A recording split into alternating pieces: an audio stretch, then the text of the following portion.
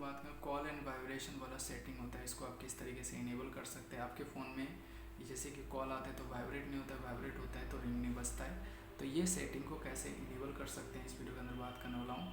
तो आप देख सकते हैं never vibrate, never write vibrate आप अलाउ दिखेगा। तो आपको मैं बताता हूँ कैसे आप इस सेटिंग को इस्तेमाल कर सकते हैं। आगे बढ़ने से पहले चैनल पर पहली बार है तो चैनल को सब्सक्राइब और वीडियो को लाइक कर दीजिएगा। चलिए शुरू करते हैं।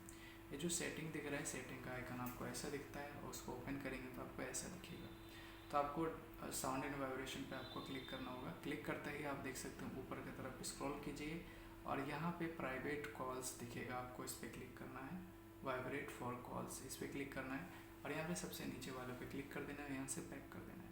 और आपका ये जो इनकमिंग कॉल वैन रिंग का ऑप्शन दिखेगा तो इसको भी ऑन कर दीजिएगा और आपका जब भी कॉल आएगा तो वाइब्रेट करेगा। चलिए मिलते हैं नेक्स्ट वीडियो में, तब तक के लिए वीडियो देखने के लिए धन्यवाद।